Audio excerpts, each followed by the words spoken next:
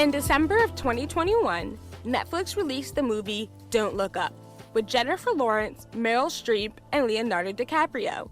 And although the film was a hit and set a record for the most watched movie in 1 week on Netflix ever, it got mixed reviews from the critics.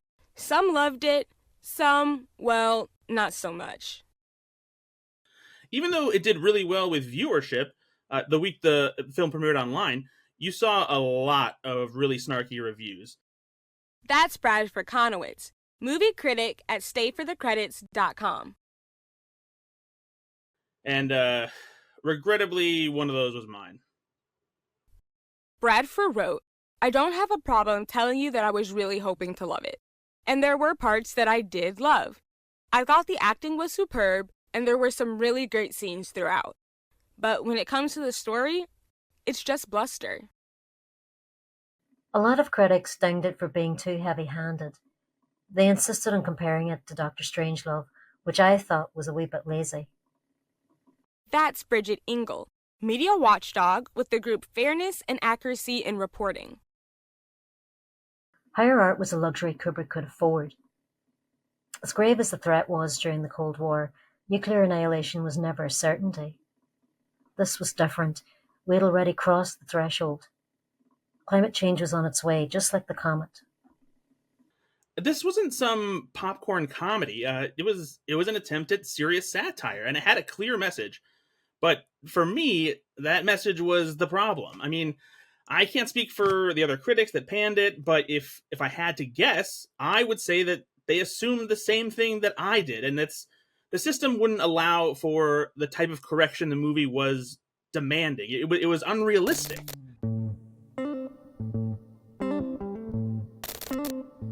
But of course, something happened.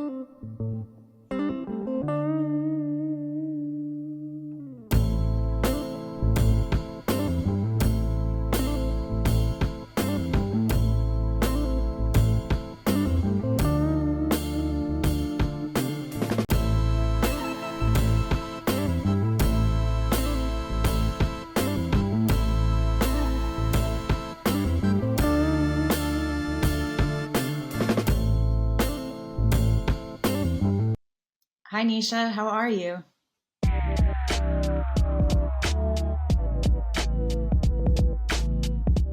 Yes, that's CNN anchor Alexandria Saylor, the first journalist to have their so-called mad as hell moment. And it just so happens she's my best friend Becca's aunt, and was nice enough to be interviewed for this report, and hooked me up with contacts for other interviews. But Nisha, I wasn't the first one. There were two before me that I know of, and I think they happened at almost the same time. Surprise! The American wasn't aware of the non-Americans who came before them. Turns out, the actual first was an Indian news anchor named Emily Sainath on NDTV. They say I was technically the first one, but why does it matter? I simply stated the obvious.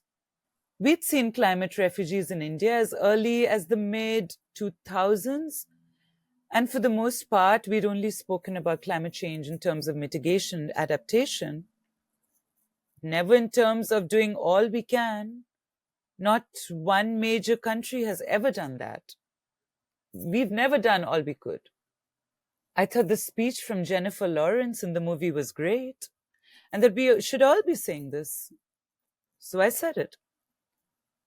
Then, only a few hours later, a broadcast aired in Slovenia where the news anchor went off. Takrat sploh nisem vedela, da je to že naredila Emily Sainath. That's Urška Plešnik, journalist and anchor for TV SLO1. Prejšnji večer sem gledala Don't Look Up in ves naslednji dan me je bilo sram, da sem večer za večerom v studiu in da se delam, kakor da je vse v redu. Vendar ni bilo v redu. Honestly, I thought I was going to lose my job. But in those brief few moments, I didn't think about that. India was one of the first nations at risk of facing a wet bulb moment. If you don't know what that is, you should look it up. It's horrific. And when I first learned about this, I was horrified. Still, no matter how many of us learned this, no one seemed to be acknowledging this reality, myself included. It took a satirical comet to activate me. I just couldn't be complicit in the demise of my people. Želim si, da bi lahko rekla, da bi sčasoma sama prišla do tega, ampak vem, da ne bi. Trdo delaš, da priješ do neke točke. V karieri, v življenju, veš, da ni dobro izstopati. Tega preprosto ne delaš. A friend of mine had sent me a video of both broadcasts, and I thought their responses were so powerful, as powerful as those in the film. It was real rage and fear and desperation.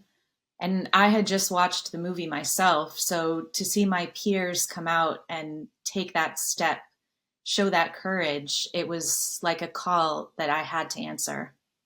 The problem was that I wasn't on primetime. I knew that my segment was going to be a news story of its own, probably go viral, but we needed more than that. If this was going to turn into something, it needed to look like a trend. And I thought that would take someone with a higher profile, so I reached out to Devin. Alexandria's broadcast was in the morning. 5 minutes after she went off the air, she called Devin Casey, host of MSNBC's What Matters.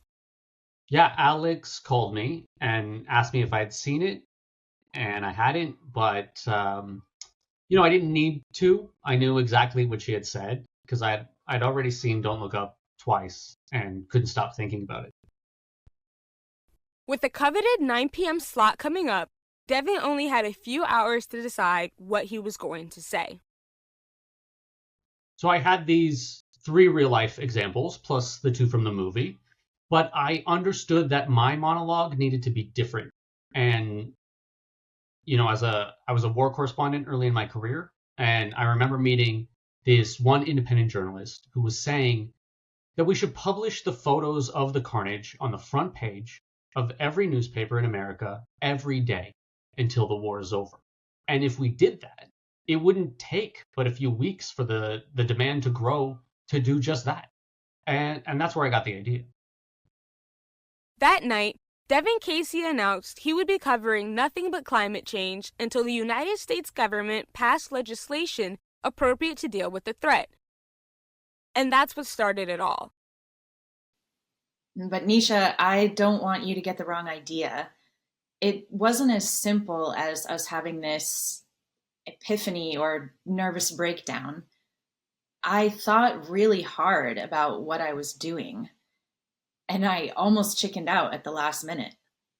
As much as I believed everything I said that morning, I spent the whole morning going over everything that I had to lose.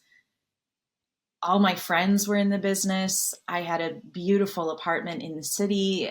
I was making 7 figures. My life couldn't have been any better. Doing this could have burnt every bridge in town.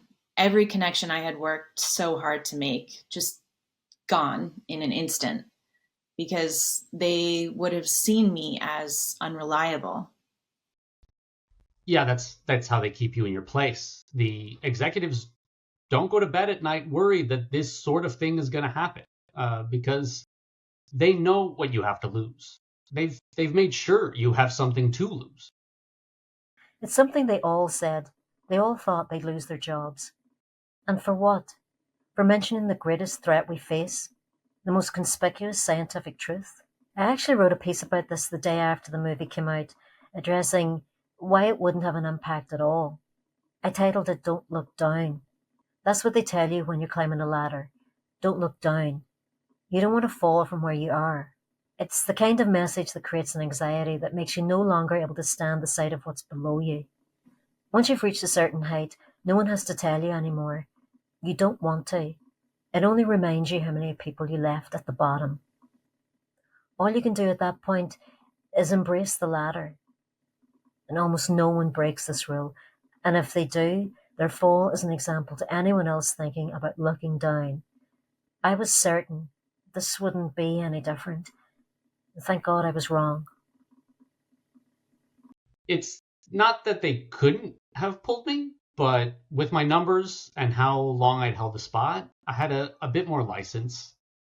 And besides, one random freak out would have been good for ratings, and I probably would have been rewarded. So, I had to show that this wasn't some cynical gimmick. That night, not only did Devin announce he would be making climate change his main story every night until concrete policy was in place, he called on the rest of his colleagues to do the same. Alex and I had split up the names. So after I went off the air, we hit the phones and we called everyone we knew. We needed to make it a legitimate phenomenon. It was a gamble for sure, but by that point, we had already committed. A gamble that paid off. Every night for the next week and a half, a new media personality broke with protocol and begged the public and the industry they worked in to look up. One anchor expressed their regret for having earlier given equal time to an economist who said addressing climate change was too expensive. One recounted being reprimanded for commentary that might dissuade advertising dollars. One anchor told the story of growing up on a farm and how climate change had impacted family farmers in the US. For someone like me who expects so little from corporate media in the first place, it was truly astonishing. And within 3 weeks, a joint announcement was made. Some people called it a truce. I thought of it more as a temporary treaty. That's Eva Kostra, head of programming at CNN. She helped coordinate the coalition of media demanding action. If we were all doing the same thing, no one else would have an edge for ratings. And obviously, we were going to cover other news. We simply agreed that front pages, cover stories, leads, and monologues would stick to some element of the climate crisis on an indefinite basis until something real was done about it. From newspapers and news magazines to cable, radio, and internet outlets, almost every major media organization in the United States heeded Devin and Alexandria's words and signed on. It wasn't that we were bowing to anyone's wishes. I think we just finally realized it was now or never. That's the story they want you to believe, that it was all out of altruism and decency. And wouldn't it be great if it had happened that way? But the real story was mutiny. Hi, I'm Travis Jones.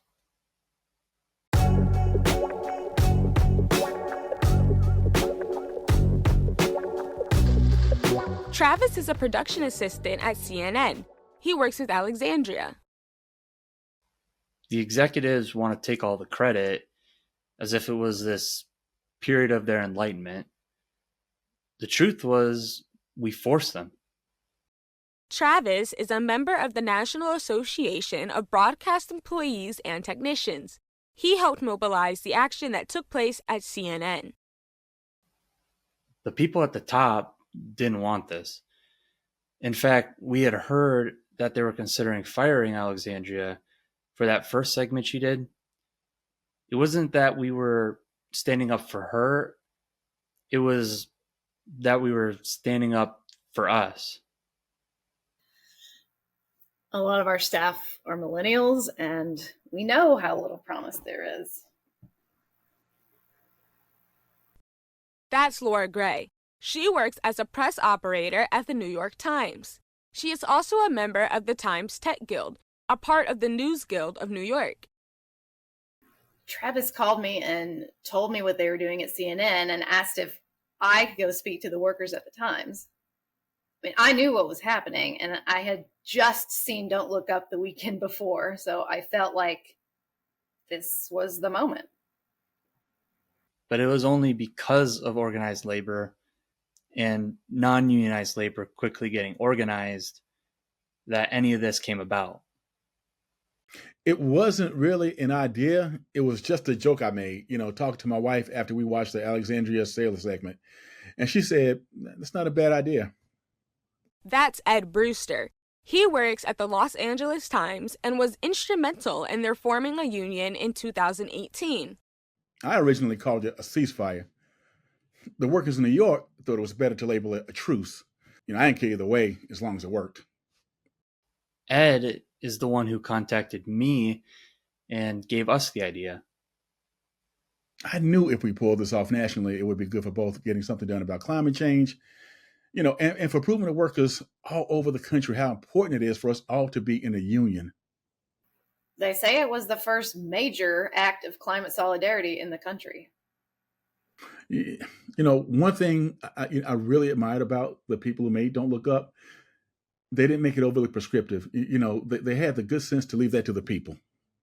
The question was whether they had the power to make it happen. At first, we threatened to strike. They told us they wouldn't even enter negotiations over something like this. So we threatened mass resignation. Well, for our part, we were going to literally stop the presses and shut down printing. When that didn't work, we threatened to occupy the buildings in New York, D.C., and Atlanta. I'm not saying I'm not glad, that the journalists joined us the next week. But the truth was, without us, you weren't going to produce anything. It was the staff that did this. It was us.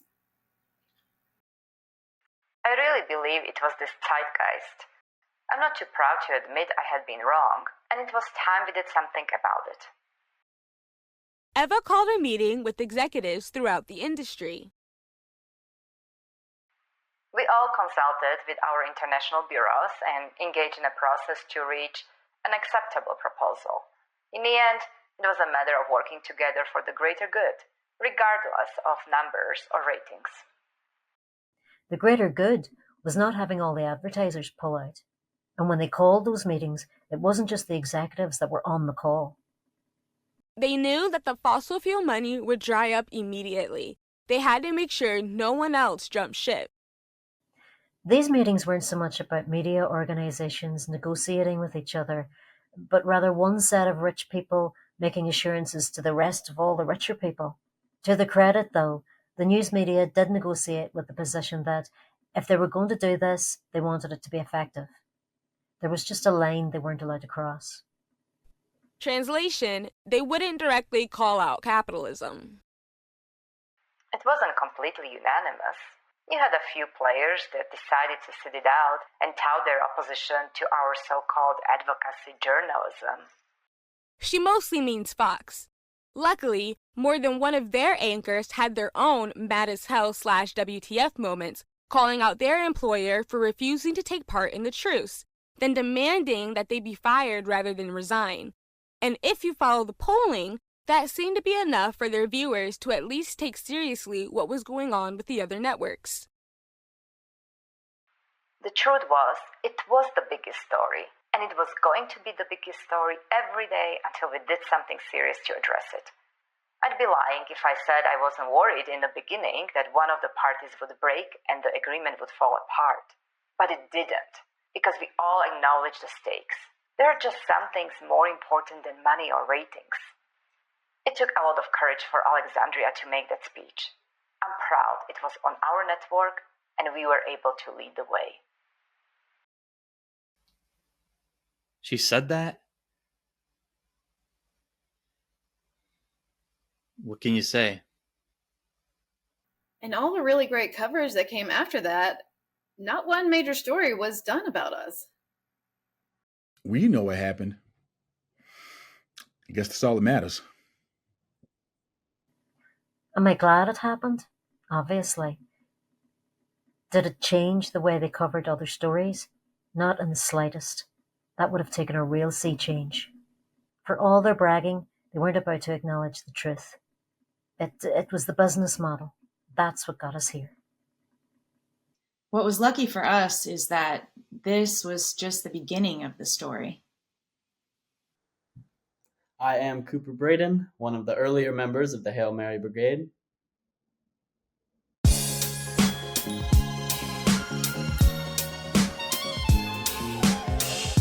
The Hail Mary Brigade is a small network of creative artists who do projects that are, quote, aimed at inspiring a degree of activism that will result in real structural change. We had no idea Don't Look Up was even being made.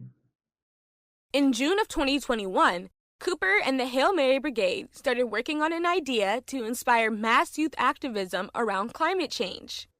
The whole thing was based on this anonymous essay a friend of mine found online and thought I would dig. Funny thing is, I was super busy when I saw his message and I didn't have time to click on the link. Normally, when that happens, I just forget, but like a week later, some friends and I in the Hail Mary Brigade were brainstorming things we could do, and I remembered his message. When we read it, we knew this was it. Starting out as an apology from all adults for failing young people, the essay goes on to describe the only thing that can move politicians to act: a movement of climate youth making our own list of demands and threatening that if they're not met, we're going to mobilize and we're going to shut stuff down.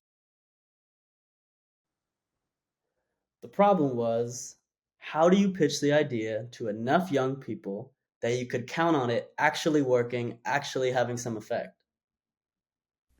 The answer: you have to meet us where we're at. And where we were at was TikTok. Basically, what we did was invite young people to be a part of the first truly independent feature-length film entirely crowdsourced from TikTok videos. The premise was that, exactly like we did, some young person stumbles across this essay online and takes the idea to TikTok and says, "Why don't we do this?" And then the movie is just made up of all these different TikTok videos that tell the story of them trying to pull it off. Not only did they let young people be in it, they let us write it. I don't know who wrote the essay, and I don't care who wrote it. I just know it's right when it says that the adults are not coming to save us. We have to save ourselves. That was a submission I posted. It got used in the second version of the movie, which is a small miracle considering how many submissions for the project were posted on TikTok. The point wasn't even so much to make a movie, actually, but rather to get young people to read this essay and then imagine what was really possible. If they use the technology that we have to connect and mobilize around this threat that our entire generation faces, what could they for real do? They called it Youth Spring the Movie, and it launched in October 2021. 2 months later, after the third film version of Youth Spring had come out, Don't Look Up was released.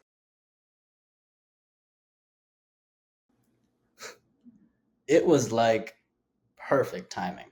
Just like we had hoped our movie would inspire life to imitate art, these news people just started losing their minds on live TV. That's when you started to see TikToks of teens asking why they were just making a movie.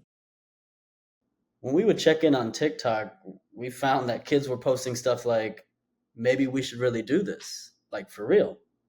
And after so many of them started to think about it, and especially what they were seeing happening with the news media and Don't Look Up, that's what they decided to do. Young people, mostly teenagers, started to talk about how they could pull this off. What they decided on was to demand a law be drafted by Congress to vote on. But rather than Congress getting some lobbyists or some industry hacks to write the bill, this time there would be a diversity of voices that come together and write something that would actually save us. It was really smart what they did. Since teens would be the most impacted by climate change and it was their future that was on the line, they demanded that they get to choose 2/3 of the people on the drafting committee, meaning no matter what kind of corporate shills Congress chose, young people would ultimately be getting 2/3 of the vote for what went in the final bill. We picked the scientists, we picked our own economists, we picked activists and representatives from indigenous and historically marginalized communities. And the expectation was that when this process was all finished and they had a real bill, that the Congress was going to pass it. That was the demand. And just like in Youth Spring the Movie, when the Congress initially rejected our demand for even a committee, we got out into the street and shut stuff down. We called ourselves the Hail Mary Brigade because we knew the odds against us. But we had no idea young people would actually organize to strategically shut down commerce until their demands were met. That's what they say. I still think this was the plan all along. Either way, after 7 weeks of unprecedented youth rebellion, the Congress agreed to give us our committee. I hate using the word synergy, but that's what this was. It was perfect synergy. If the media truce hadn't gone into effect, corporate media would have quashed something like this. The coverage would have been so disparaging and dismissive. There would have been no Youth Spring. Because we had decided to cover climate change in a way that expected eventual action from Congress, and everyone was now treating this with the urgency it deserved, it just made sense what these young people were doing, and our coverage reflected that. We thought the Youth Spring idea might have a shot, but we never thought in a million years if it really happened, we would get favorable coverage from the media. Any other time, coverage like this would be smugly denounced by the professionals as non-objective. Except, Don't Look Up had woken everyone out of this hypnotic state of conventional wisdom, and they were finally allowed to acknowledge there was a bloody comet coming towards us. It's just hard to believe it happened this way. I mean, if Don't Look Up hadn't been made, the media truce wouldn't have ever happened. And our project would have ultimately failed to inspire young people to actually do anything. That's where we came in.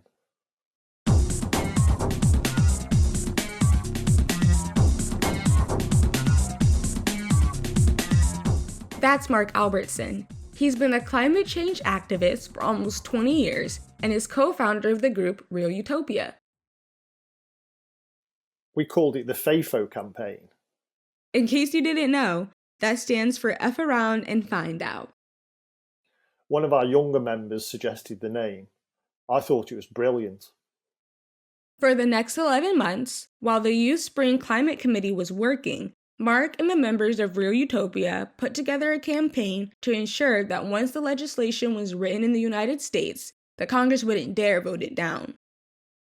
I absolutely love Don't Look Up, but I think I loved it for a different reason than everybody else. Too many people focused on the critique of the media and the politicians, but I love that there was a more subtle critique of activism. Yeah, the activists in the movie eventually come together and do these grand things that felt good. Yet in the end, they were grand things that could be ignored. Until now, all the things that we've been trying, they were all ignored because they could be ignored. But after the Youth Spring, it was like activists had been given the green light. Knowing the news was not going to treat us like the enemy, and there was already this momentum for change, we were able to try things we probably wouldn't have even thought of before. We call them flexes. That's Matich Regelj. He's a member of and leader within the International Longshoremen's Association. Mark recruited him to spearhead union actions. The idea was to show them our real strength, but only in flashes. Our union was naturally the first.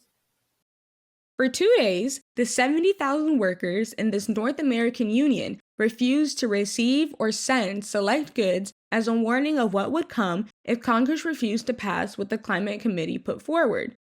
The next week, it was the Teamsters. The week after that, it was the International Brotherhood of Electrical Workers. After that, United Steelworkers. Every week, a different union executed an unannounced strike, a mass sick-out, or some type of strategic refusal. They needed to see what we were capable of. Our numbers may not be what they used to be, but we still have power, if you're willing to wield it. What really scared them was when we started getting workers who weren't in the union to participate. In hopes that non-union workers would show solidarity, the campaign announced specific days where workers in specific companies were invited to show their unity and strength by calling out of work. We got retail workers, municipal workers, and non-union workers in the South. We even did an action called 2 Days Without Coffee that impacted over 90% of coffee establishments and included the entirety of Starbucks employees. I think that scared people more than the Teamsters. Aside from supporting the Climate Committee's bill, this was a huge gain for unionizing efforts in non-unionized workplaces. Every week we were showing the strength of workers if they act as one. The trick was getting consumers and individual citizens to also show this kind of united potential. That's Mo Bretzner. They're an attorney with the National Lawyers Guild, and they're a badass. Mo is the first person I thought of when we decided we were going to promote ideas for non-worker actions.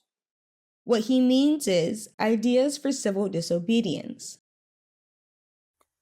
I didn't come up with the ideas primarily because I wasn't allowed to. Like I told Mark, as an attorney, I'm prohibited from advising anyone to break the law. But I did tell him that if he wanted ideas, all he would have to do is put out a call for them. I knew that people had been fantasizing about a moment like this forever. And they were right. The initial call for ideas brought in a flood of proposed actions. Mark reached out to other members of Real Utopia to help review the suggestions and filter out any violent proposals. The results were then sent to Mo. What I was able to do in my legal capacity was to discuss the likely consequences of various hypothetical courses of action and consequently what a necessity defense might look like for those arrested. Luckily, they had so many good ideas come in that I had to recruit a number of my attorney friends to help detail the potential legal risks of participation. Once they had that piece, the website for the FAFO campaign became like a clearinghouse for nonviolent civil disobedience. In between each union or worker show of force, you had millions of rando citizens choosing action after action to take part in. They would announce ahead of time when a specific action was to take place, which gave participants time to prepare and spread the word. But more importantly, it produced anxiety for those in power. The rich had to understand that this wasn't going to be something they could just wish away with their lobbying genies. There was simply too much to lose. And it was too much to dismiss. It's true that the media heads called off the truce once Congress agreed to the Youth Spring's demands for the Climate Committee. But they couldn't just ignore that the Youth Spring had happened, and it had happened for a reason. Yeah, I was like a kid in a candy store. Every other day there was some story about some bank getting bogged down with frivolous loan applications, or, some elite country club getting shut down for a rat infestation. And really the best thing about it is I was able to cheer them on. We felt emboldened on this one thing. There was all of a sudden this unwritten agreement that we were allowed to shift the tenor of our coverage and really say whatever we wanted. Alexandria and Devin, and almost every journalist who had been part of the truce, continued giving favorable coverage to these actions, as long as nobody got hurt and they didn't get too far out of hand. Hence the decision by the FAFO campaign to make each action merely a brief flex of power. This would have been unheard of only a year before. But once people looked up and saw the comet barreling towards them, the whims of the powerful and all their whining over being inconvenienced didn't matter much to regular people. We were all in agreement that we had to do something to save ourselves. And if these actions helped ensure that, then what could you really say against it? There was a cynical calculation involved. Long after the truce was over, journalists and anchors were given a certain degree of license to report on climate-related stories in a less than objective manner. But it wasn't out of the goodness of the executives' hearts. By that time, the ratings were on our side. These stories were like manna from heaven, and sympathetic coverage was what people wanted to see. You have to remember, the FAFO actions were non-violent, strategically short, and they were for a cause people believed in. Still, you can't just feed people's rage. You also have to give them real hope. And you have to make sure that hope gets the same amount of coverage. They were the stick. We were the carrot.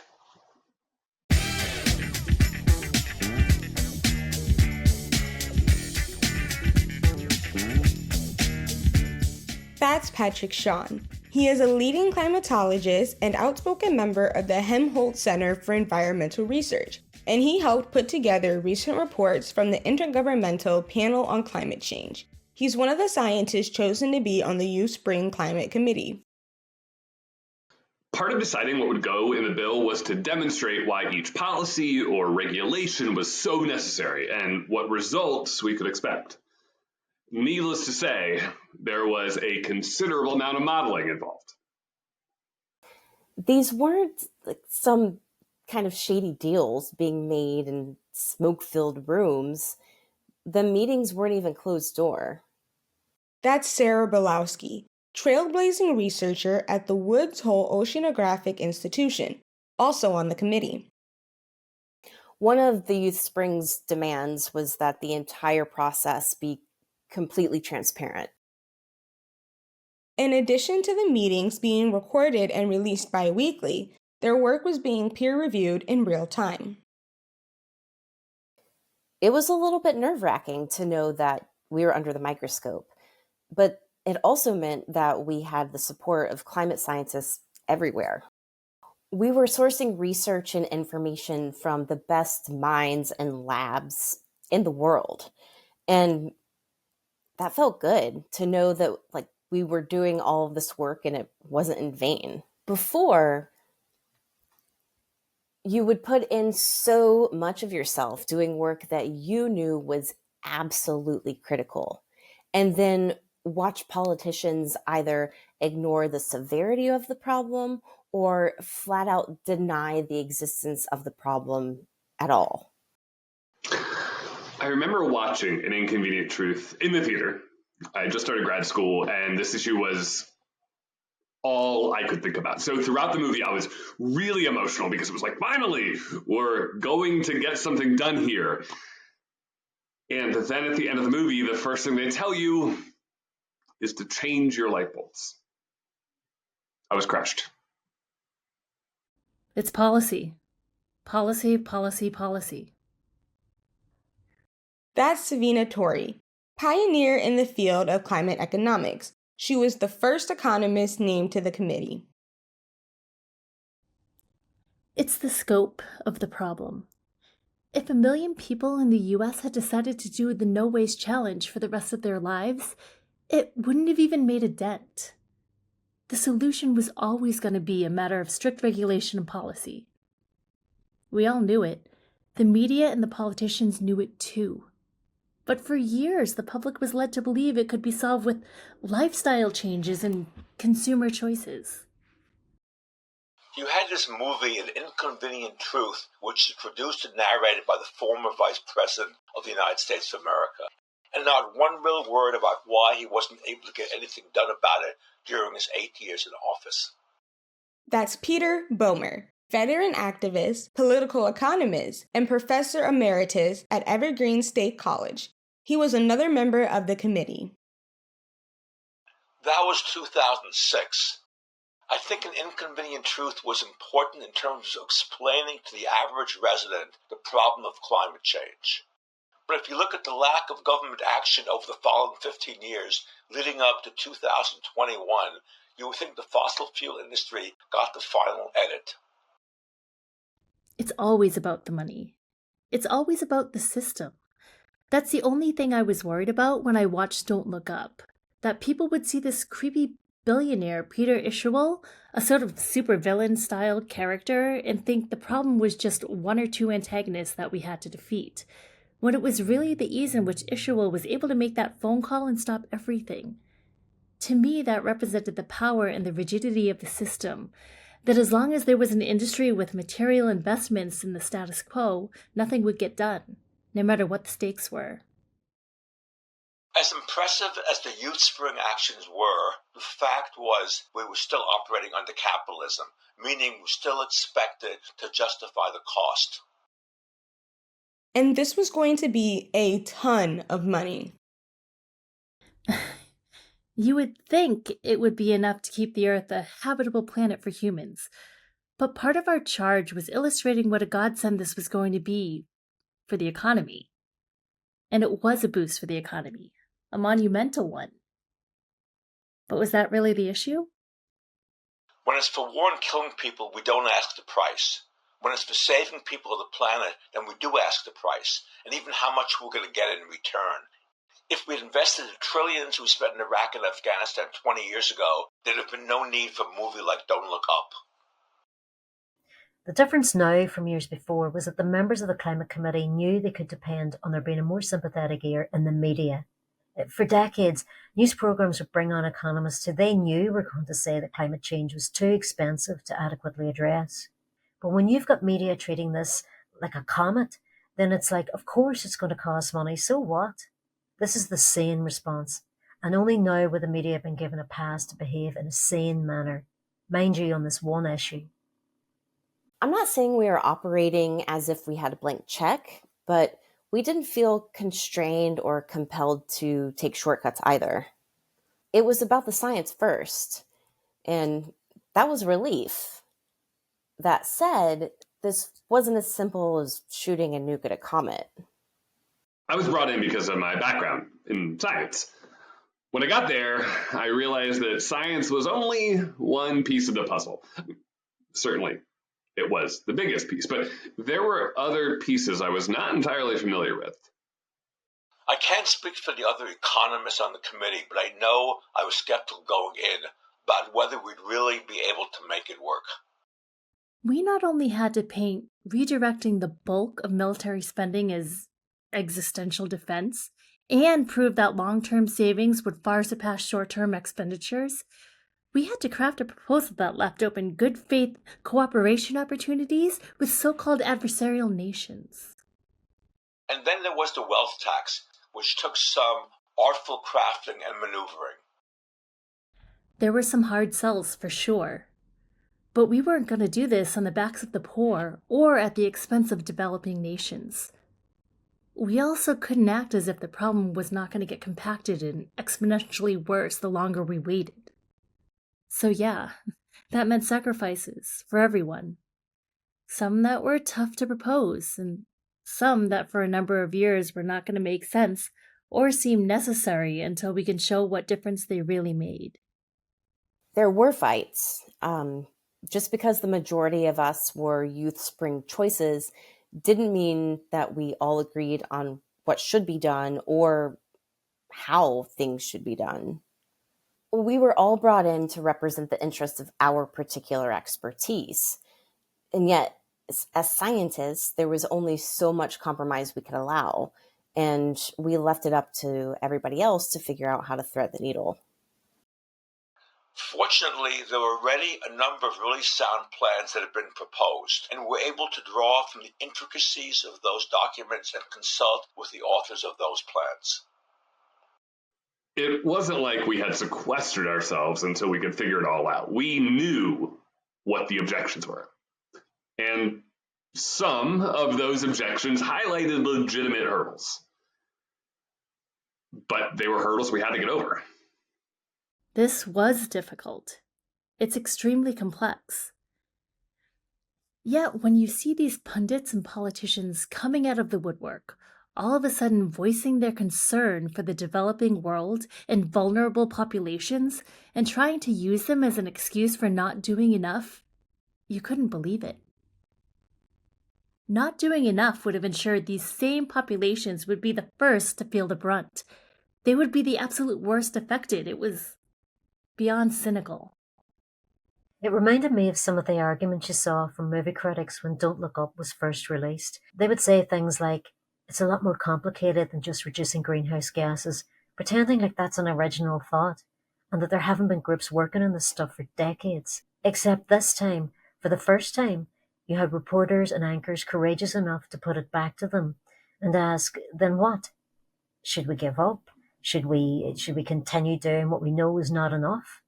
And just like you knew would happen, they didn't have an answer. One, because they never had to have an answer before, and two, because they didn't really care. It was like those reviews. Some of them had the same exact language. Going back and reading them again, it makes you wonder, if nothing had transpired that next week after the movie was released, if none of this would have happened, would any of them ever have given another thought to their review? With the media on the side of finally getting something done, the committee was given the benefit of the doubt. And since the process was open and transparent, the public was far less suspicious of the committee's motives than would normally be the case in the writing of legislation. But this didn't mean it wasn't stressful or without problems. I can say now my job was to make sure we didn't get it right.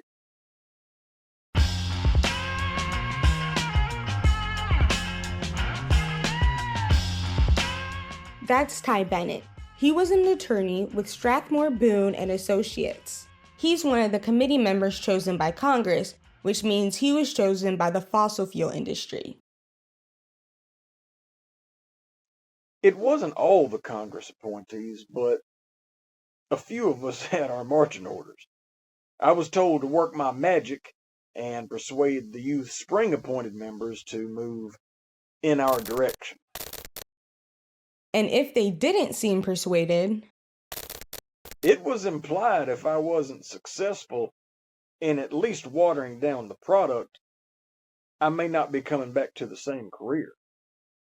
One message, there was one message I actually received that used the words, "by any means necessary." Essentially, we were running cover for our team. We knew there would be influence inside the committee to try and get others to compromise. It turns out the FAFO Action Clearinghouse wasn't the only thing that Bretzner and their legal friends were focused on. The economic and environmental incentives were sufficient for the public to be fully supportive, but the powerful needed a little further convincing. Money was what fueled their opposition to progress, so we decided to meet them where they were at. We had to make it too costly for them to resist. As icing on the FAFO F around and find out cake, lawsuits were filed by the thousands against every company in the fossil fuel zip code. Building on top and alongside of existing Earth jurisprudence cases, we filed everything from class action suits for family farmers to individual loss of potential income and future earnings for teens and young children, all the way to experimental future wrongful death suits and basic restraining orders. We filed them everywhere on behalf of every type of plaintiff. Some said the lawsuits were frivolous, but climate change had been wreaking havoc over the entire world, and that meant there was a never-ending supply of people who could claim they had been harmed. We even coordinated with lawyers in other countries to file on behalf of their citizenry. Some of those countries began bringing cases to the International Court of Justice, using U.S. recognition of corporate personhood to charge fossil fuel companies with crimes against humanity. It was really throwing everything against the wall and seeing what stuck. We had an automated template for anyone who wanted to become a plaintiff. So even if, as many expected, each case was dismissed immediately, the sheer volume of cases would make it a legal billing nightmare for defendants. By putting through so many different types of cases in so many different states, all we needed was one judge anywhere to allow each type of case to go through. And then it was lights out. The message was loud and clear. Surrender or else. Normally a tactic like this would be derided in the media for clogging up the courts, but this was in normal times. While not technically cheering them on, the coverage was considerably more helpful than harmful. It was like a dream. We had reporters making our case for us, sometimes better than we had. They might as well have been prepping potential jurors for the awarding of damages. It was clear, at least to my eyes, that the old guard had lost. Yet I was still expected to somehow turn the tide from within. And at some point, I just thought to myself, what am I doing? You know, I mean, this isn't the side I wanted to be on. So I switched sides. An industry insider for the past 2 decades, Ty began helping the committee craft an even stronger bill. At first, we didn't know if this change of heart could be trusted, but then When we saw that Chevron filed suit to have him removed from the committee, we knew that it was. I would say Ty's knowledge, being an insider, ended up being just as valuable as any non-scientist on the committee, in that he helped us avoid areas that might have been used as loopholes. After you've done this work long enough, you can spot the opportunities and the weaknesses. Ty is adamant, though, that he doesn't want to be seen as a hero. Don't forget, I helped obstruct progress for my entire career. Most of my adult life was spent accelerating our destruction.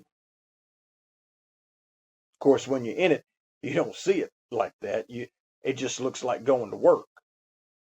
I was lucky enough to see before it was too late that it didn't have to be the way they told me it was. I didn't have to play that role. It really was quite encouraging to see that kind of change of heart, but I don't think we should exaggerate what happened either. For all that it took to get us to this point, the bill itself wasn't revolutionary. Our task was to address climate change, and I believe we did that, but we didn't address what brought us climate change. I don't want to snatch defeat from the jaws of victory, but until we do that, we're basically waiting on the next comet or asteroid that capitalism will create, and again beg us to not look up at. Having said that, this may turn out to be the most important legislation Congress has ever passed, and I'm proud to be a part of that. On March 26, 2023, the Youth Spring Climate Committee presented their bill to Congress. I didn't have to see it. I knew the makeup of the committee.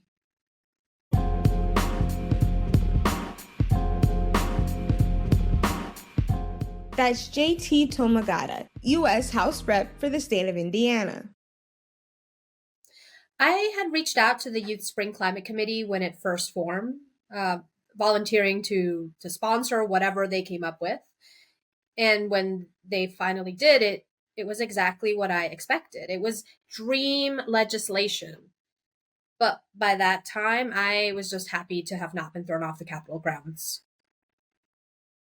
2 weeks before the Youth Spring Plan was finalized, a story blew up around a secret bill, which was to be proposed as a bipartisan alternative to the Youth Spring Bill. It was bipartisan, all right. Bipartisan corruption. The bill was written by Wall Street and the fossil fuel industry, and only a few people even knew about it.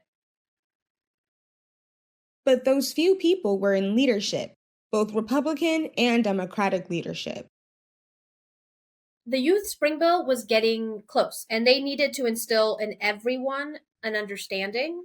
So I was sat down and informed that the other bill was going to be proposed, and that if I had planned to have a future within the party, I was going to have to go along. With no one in Congress on the Youth Spring Committee, they technically had no way to get the bill enacted. They had to have it sponsored by someone in Congress. Knowing Representative Tomagata intended on sponsoring the Youth Spring Plan, Democratic leadership had to figure out a way to dissuade her. You always hear about these kinds of meetings, where stuff gets real and you find out where you're really at. And this was one of those meetings. There were things said in that room that were like out of a movie. And it was implied this degree of candidness. It was to be seen as a certain trust being bestowed upon me, that if I played ball, there were certain favors that I could expect. And that maybe someday I might find myself in this inner circle. But all this was dependent upon her not introducing the Youth Spring Bill and instead coming out in support of theirs. As a freshman congresswoman, she was vulnerable. It was made clear that to not go along with this would be political suicide. And I told them I understood. And I immediately walked out of that office and called an impromptu press conference. 30 minutes later, Congresswoman Tomagata publicly blew the whistle about the secret bill and recounted every word that had been said in that meeting. I didn't just call for the youth spring bill to be passed as soon as it was handed in and for the other bill to be scrapped. I called for the leadership of my party to step down. I've just never seen anything like it, and I don't just mean the political move, but the way it was received by reporters. Normally, the slightest deviation from establishment orthodoxy is treated like an enemy's war crime. What she had just done was literally unthinkable to anyone in Washington. And yet who came to her rescue? The media. We were already in this sort of timeout when it came to climate change, where it was okay to toss out the veneer, call it like you saw it, but demanding that the leadership of your own party step down, as a freshman member of Congress, no one was really sure how to cover that. Yet, when the congresswoman stood up and told her truth, you just didn't want to be the one who tried to smear her.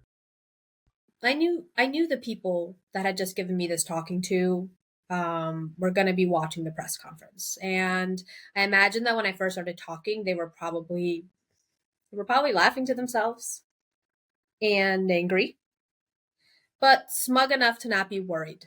They would just have to crush me and move on without my help.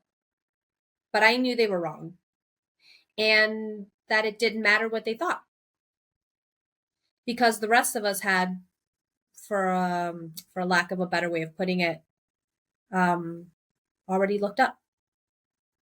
For the next 2 weeks, leadership in both parties were roundly denounced for colluding to thwart the will of the people, all of which led up to the Youth Spring Bill being delivered on the 26th.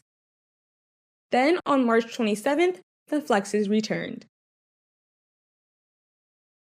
The Youth Spring movement and the FAFO campaign had made it quite clear that the bill was to be voted up or down. The Congress could debate whether or not they wanted to pass it, but we didn't want it diluted. In order to accomplish that, we reminded them of just how much power we had. It was one last show of force. Non-violently, of course. The following 3 weeks, a new flex was performed either by a union or the Youth Spring movement, or some collective flexes by other coordinated groups. During that time, a chorus of media figures called for any member of Congress voting against the legislation to be voted out of office, no matter their party. It was an answer to the satirical insanity of Don't Look Up. Media had acted the way that they should have in the movie.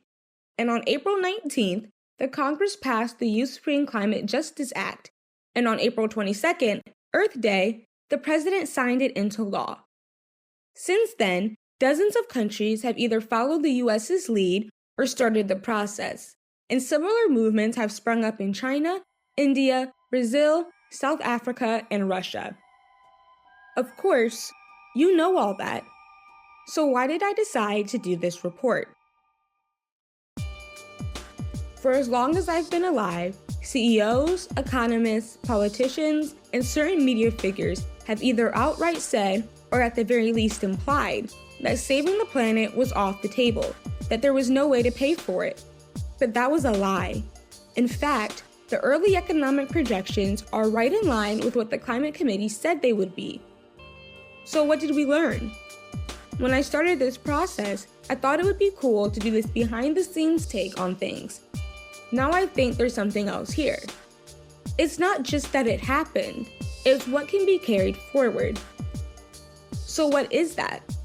What are we supposed to take away from all this? Nič posebnega ni bilo treba, zgolj obnašati smo se morali kot racionalni ljudje. Novinarji, ki v kometu dejansko prepoznajo grožnjo in ki se zavedajo posledic neukrepanja. To je za nas naredil Don't Look Up. So before Don't Look Up, it wouldn't have been possible for us to ignore what was coming for us unless we in the media had facilitated that avoidance. Just like none of what happened over the last 2 years would have been possible without the media as well. We did ignore climate change. We ignored what it really meant for decades.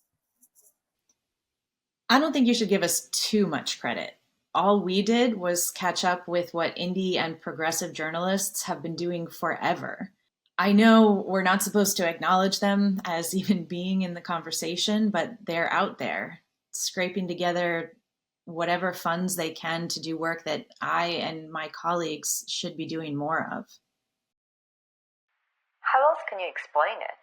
You might hear gunshots at the cocktail party, but if no one reacts to it, you convince yourself there must be no danger.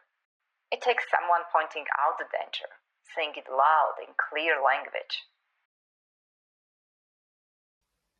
All the executives act as if they saw the light. As long as they have to worry about what the advertisers and Wall Street and all their friends in Washington are going to say, they'll never really see the light. I've heard people talk about all the things that had to line up for this to have happened the way that it did.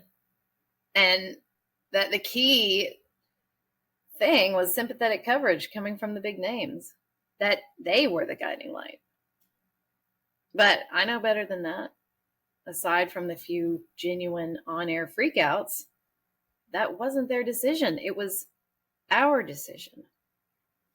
And that's what I learned, that it's not whether the famous people go along, it's the regular people, the people who you're never going to know their names. They're the ones that make it happen. As happy as I am that the insiders in the media finally came round, I don't want people to forget what it was like before, when they would give us occasional updates on the progress of the comet, but they would make sure to do it calmly in a manner that lulled us into this apocalyptic slumber. I'm not going to call anyone out, but I hear all these anchors and journalists talking about what a relief it was to say how they really felt. But at the same time, they never say why they didn't express it before, or at least not with the urgency it demanded. It's like we're all still playing a game. No one has to tell you what not to say. You get paid to know. And it's a whole lot of money, and it's a whole lot of perks. I just remember hearing rumors that some of the corporate news bigwigs were reaching out to billionaires to see if they could supplement the same money they would have lost from fossil fuel advertising to hold them over. But those conversations didn't last too long, you know?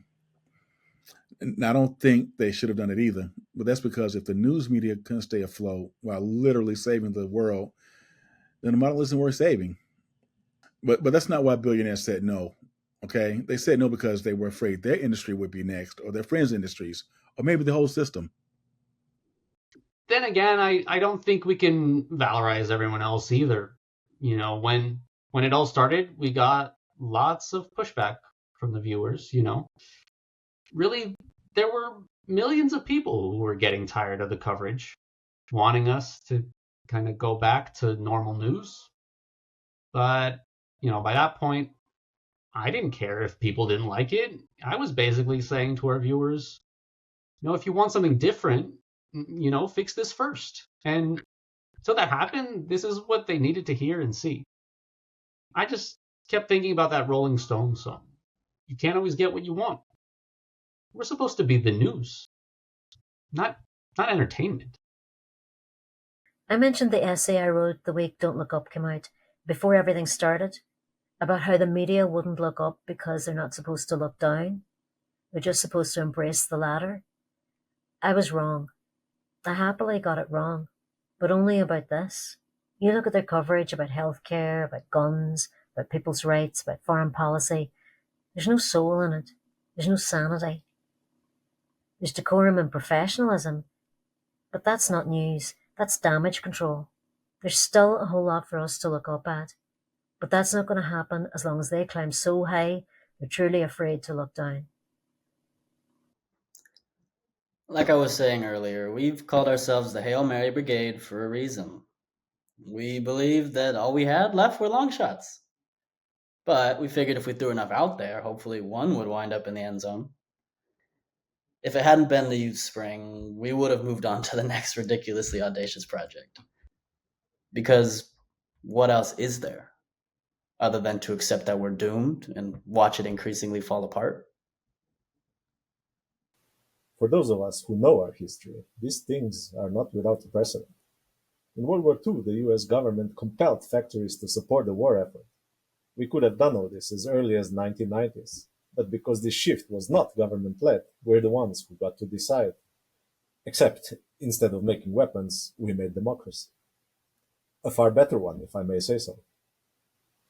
To me, the comet was never climate change. The comet was capitalism. Fortunately, I was in the minority. Seeing it as climate change is what allowed moderates to think they could do something about it. And I guess, in a way, it's everything that people didn't see it the way I did. Otherwise, none of the media would have ever said a word. You may think that's a radical take, but I'm a radical, and what transpired over those few months was radical. Maybe not revolutionary, but still pretty radical. The grown-ups in the room almost got us all killed. The reason why the media ignore capitalism's ills the same way they did climate change is because they see capitalism as more reliable than the trajectory of the comet. None of that has changed, and we're back to being the people who the media dismiss or make fun of. It was our ideas, and us finally getting our arses coordinated enough to pull this off. I should be happier about it than I am. Maybe that's just the activist in me. I feel honored to have been chosen for the committee. But it's hard, as a scientist, to not acknowledge how late this was and how much of the genie can't be put back in the bottle. We may be able to avoid the worst of it, but how much did we lose? How much will we still lose because it took us this long? So, because people won't have the worst that could have happened to compare it to, we may never truly see how much we accomplished. And so, even if this was the hugest success in human history, outside of what it did for the economy, reactionaries can just say that it was all a big nothing burger. All we're able to see right now is the jobs, but it's already evident how much of a boom this is going to be for the overall economy. What it also means that everyone is revising history. We're supposed to believe that mainstream economists were behind this from the beginning, that it was just a Congress that took too long. It's all really phony. What allotments for private investment that were opened up by the government were primarily filled by the fossil fuel companies.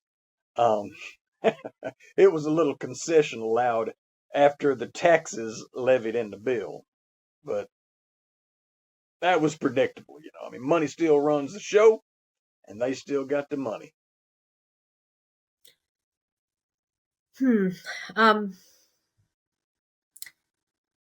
Until we can do something about all the legal bribery that goes on around here, these comets are going to keep appearing in the sky. And right now, all we're doing is playing whack-a-mole. They say we hit this one just in time, but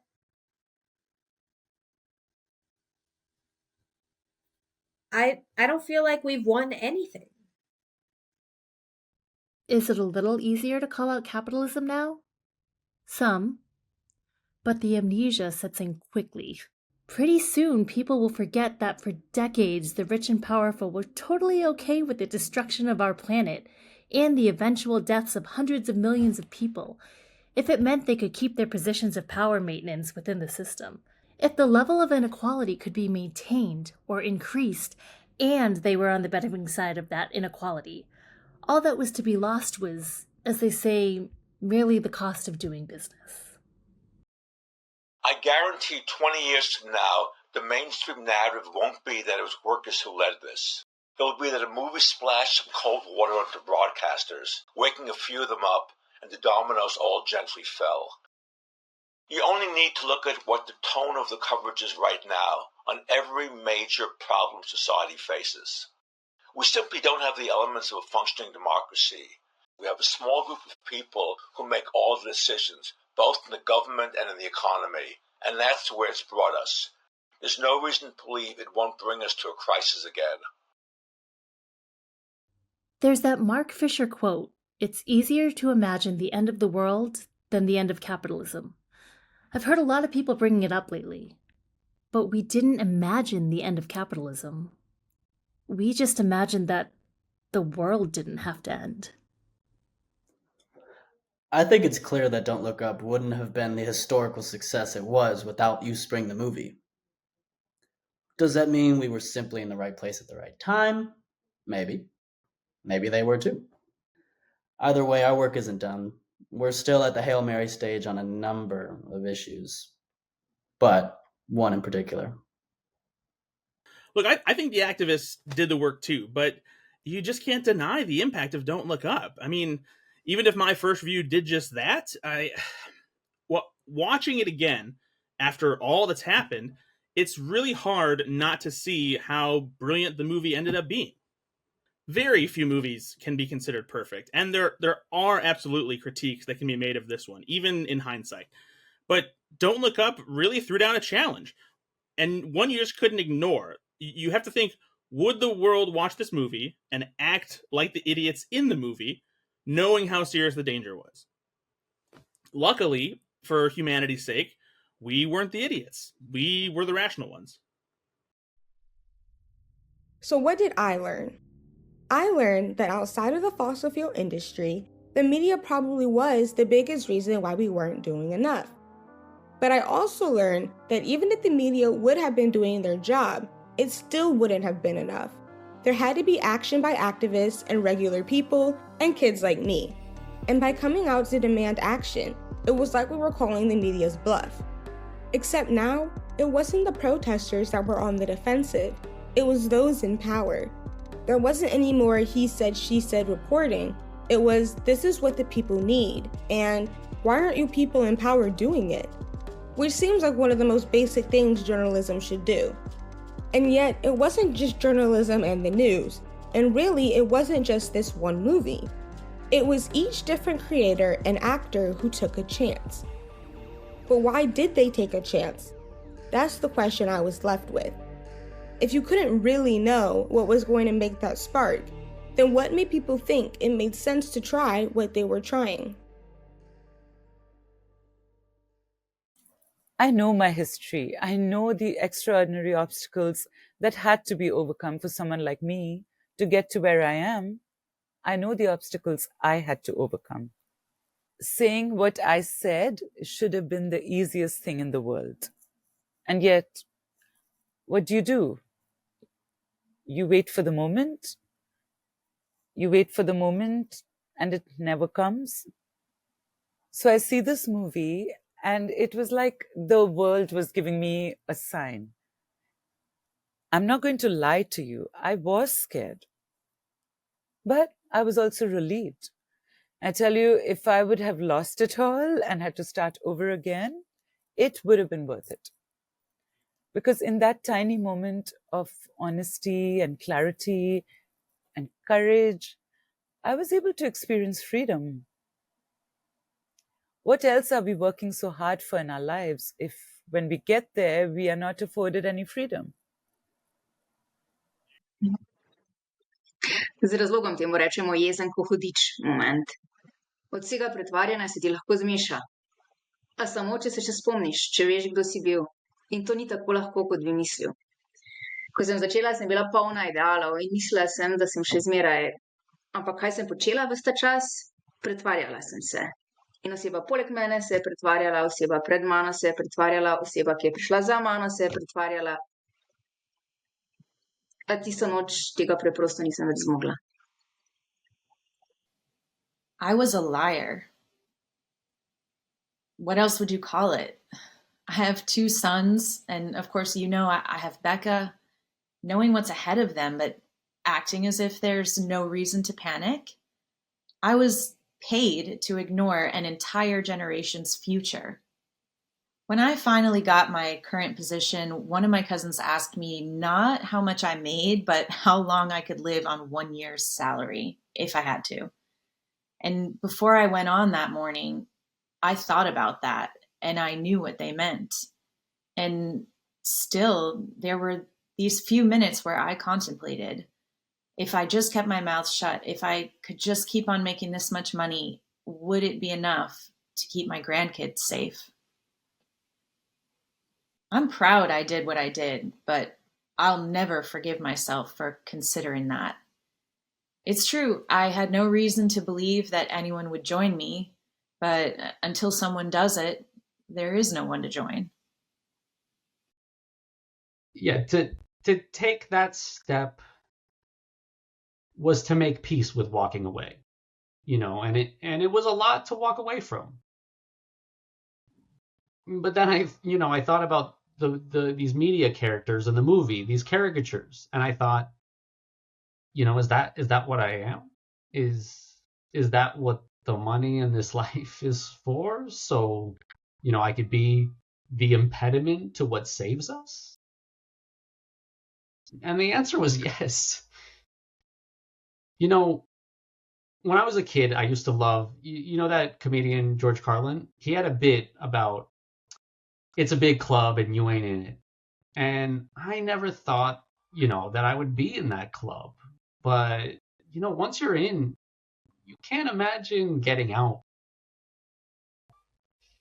Me not being afraid, that's what moved my other colleagues, maybe more than the movie did. But after all that's happened, after really showing what was possible, the club is still there and I'm still in it.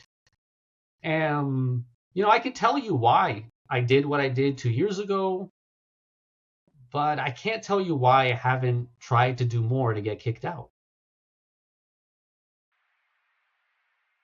They couldn't just fiddle while Rome was burning.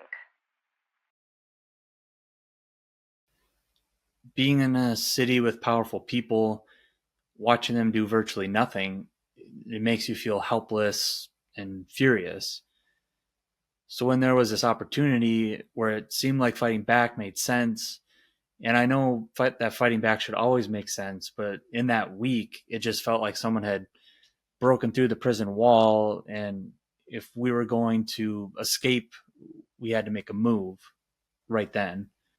I'm only 24. Climate change has been a thing my whole life. I feel like I've been waiting for this thing that I couldn't really describe, but I would know it when I saw it.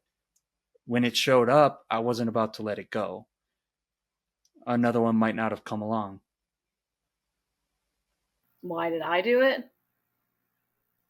It's not that difficult. I've got kids. Everybody's got a reason to try. It's all the things that get in our way and muddy our focus, hamper our ability to take action. And the truth is, it's not easy. But it's also not a coincidence that it's so hard. I made the decision I made because I knew what time it was. And everybody else was realizing what time it was too. Same time as it always been. Sure, I wanted to fix climate change, but for me, it was just as much about the unions. We're nothing without solidarity, and we're everything with it. The flexes were previous, little tastes of what was coming if they went back on their word. But this movement was also a flex, a little taste of what we can do next time, and the time after that. It's a weird question because I didn't really think it would work. I did what I did because it's what I've been doing for years. I just did a lot more of it. It was good for me to see, though, that it can work. I believe that now. I did it for the same reason we decided not to withdraw the lawsuits after the legislation was passed. Why we automated our tactics and filed more suits. Because it wasn't enough to just save ourselves. There needed to be some historical record of accountability. It doesn't matter that we stopped them from finishing the job. It matters how far they got. They needed to pay for that. I said before that it's not some supervillain we're up against. It's a system. A set of institutions. And when you frame it like that, it seems even more daunting. But that's the very reason why we must act. Because you're not taking on one person or a handful of titans. You're taking on tens of millions who maintain the institutions. You can't just do that with force. You have to change their minds. You have to give them a reason to walk away. You have to give them something better. When I was little, my mother used to tell me this story about a young boy who went to an amusement park with his brothers and sisters. And the boy fell in love with the first ride he got on and wouldn't ride anything else the entire day. And no matter how many times his brothers and sisters would come back and plead with him, they couldn't convince him that there was anything else worth trying. The work we did here will allow us to imagine new possibilities for the environment, for the economy, for our civil discourse. To me, that's like finally introducing the kid to the other rides. And that's pretty awesome. There's a scene in The Breakfast Club where they ask Ali Sheedy's character, the quiet sort of goth girl, what her relationship was like with her parents. And she says, "They ignore me." That scene is heartbreaking. No one wants to be ignored. Not by their family, not by their community, not by their government. I volunteered to be on the committee because I was terrified that they were going to come up with something that could be ignored. I couldn't let that happen. We had to do something that couldn't be ignored. And it just so happens that 2/3 of the group felt the exact same way I did. You want the truth? I flipped sides for the same reason I originally set out to work for oil and gas. When I came out of law school, I thought the same thing everybody else did, that the system was too strong. So I figured if you can't beat them, join them. This time, the other side was too strong. So I joined them. But I can tell you with certainty, I'm not going back. I never thought there was anything that would be worth challenging the status quo for. That was because I knew not to stick around and see what winning for my side really meant. It was nice to finally feel proud of what winning was going to mean. Like so many throughout the world, I lost family in the Holocaust. We found out decades later just how little had been done to stop the worst from happening. I know these aren't small things. I know how many of us it takes. That's why I step forth every day, because it takes a lot of us, and because I know it's easy to step forward if you see others around you doing it too. It wasn't just guilt, though. I did it because it felt good. It felt good calling out corporate collusion, chastising politicians for being corrupt, because they were. And you remembered that's what you were supposed to be doing in the first place. And guess what? It was good for ratings because everyone else knew they were corrupt too. But then you go back to covering other stories and you're expected to act like it was only climate change, like it's not everything else. It felt good to take cues from the scientists and the citizens instead of the advertisers, if just this once. I don't know how just yet, but I want to find a way to get more of that feeling. To get to the place where I am and to look around and realize what you're doing is not serious. It's not to say that the work we do doesn't have impact, but it's not really concerned with making the best we can with what we have. It's more like making a dying patient not suffer too much. That's not what we should be doing. That's not what I wanted to be doing. I want to look at myself and my life's work as something serious.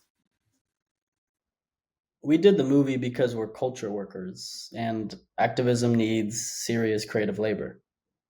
It sounds silly to think something like a movie could actually inspire people to take on the most powerful industry on the planet and all their political lapdogs, or that a no-budget project like Youth Spring could. But why not a movie? Whatever it is, if it's going to move people, it's got to be creative. And for where things are here, the problems we're still looking at, it's got to be something big. I'm 22 years old. I didn't join the Hail Mary Brigade because I had nothing better to do. I joined because I have no choice.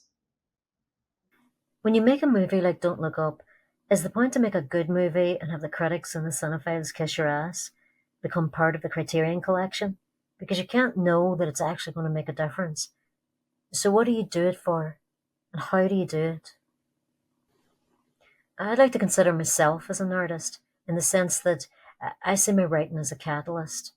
But for years, my essays on the media were dismissed as being too radical, which is a bit like calling Don't Look Up too heavy-handed. I guess that's the thing. When you treat art as a catalyst, you can never be sure what the reaction's going to be.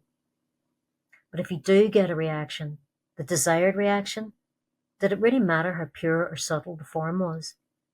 And if it didn't get the desired reaction, is that when it matters? How pure you were, how subtle? By even having the conversation, are you insisting the joke has to be on you?